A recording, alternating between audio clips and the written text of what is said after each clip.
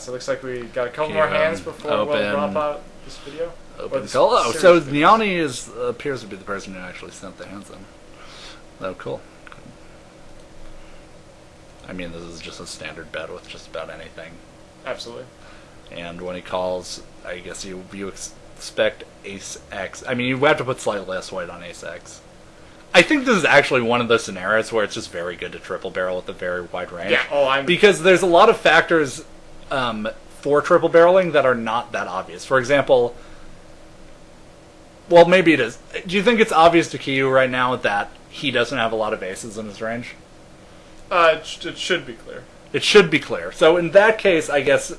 but same time. So, okay, one thing is, there's not a lot of good equity Yanni can have here. So that makes it very unlikely that he would that makes it less likely that he would double barrel light. Or that would be a factor to make you want to fold tightly on the turn. I think it unnecessarily makes people tighten up way too much. Sure. If I think the less history Yanni has with qihu00, the more I'd be in favor of triple barreling on this board, because the more qihu00 thinks this is obvious, the more he's going to be inclined to call. To like double. I think it's becomes much better if it's even better. I guess the ideal situation is if the 3 is card that hits more of his spotting range, so he can check call with more. Like ace. King 7 is probably better, because then all the 7x, like is 7x really calling 3 streets? Like, so if I had air, that being said, if I had, he bets. Let's say qihu00 checks. That being said, if I had like 5-4 here, I'd definitely bet the turn. If I had 2-4, I'd bet the turn. But even if I had like 6-7, I may bet the turn, because I think this turn? I think probably his most likely hand is like Queen Jack is probably his most likely hand. You have to always take into consideration that there's going to be more combos of air than, say, like Trip Kings here. Maybe, I mean, there's more combos of Queen Jack than, say, like King 10. Yeah. I think everyone would say, like this is a bad barrel card, though, right? Like, I think it's a deceptively decent barrel card. But see, that's almost reasoning to barrel, because there is some reasons to barrel. Like, there is some, like, if he has Queen X here, I would expect him to fold the turn, like, every time, too. If he had a 3, I'd expect him to fold a lot, too.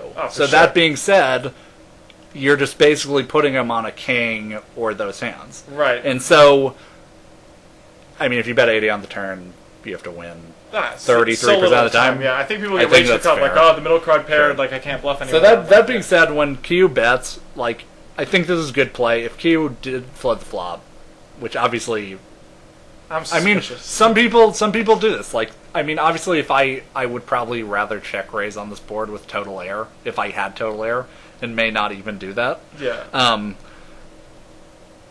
I think I would just default fold the turn with most every hand. Yeah. Honestly, I'm like, just so suspicious. You think this looks suspicious? Yeah. Well, just because. So the one thing that I think is a factor to consider is, let's say qihu00 does have a king. Okay. I don't think there's a lot of reason to check here again.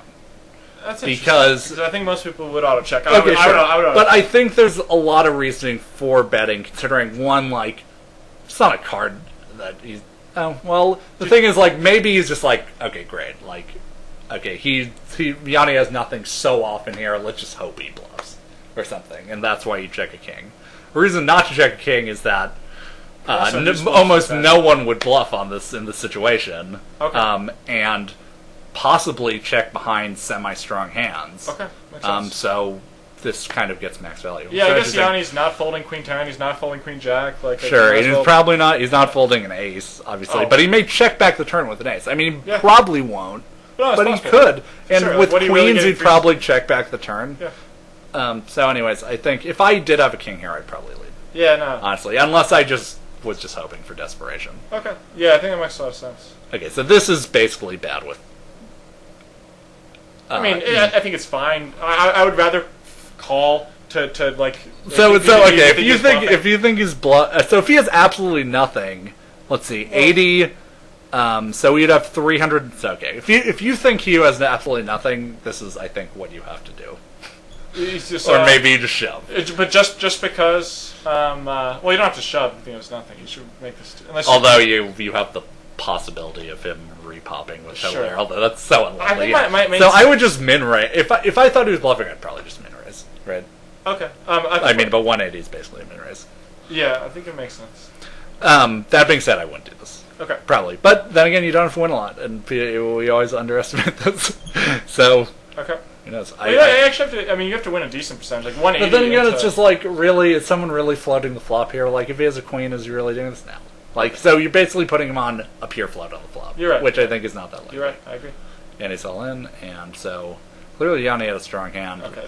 I just, honestly, call, maximize the, if he's basically repping a king or heir, call, try to get the max value out of it. Yeah, I agree. The fact that if you have an ace, honestly, I'd probably fold. The fact that it's a king makes it less likely for qihu to have a king, and therefore, you have to call. Okay. I agree.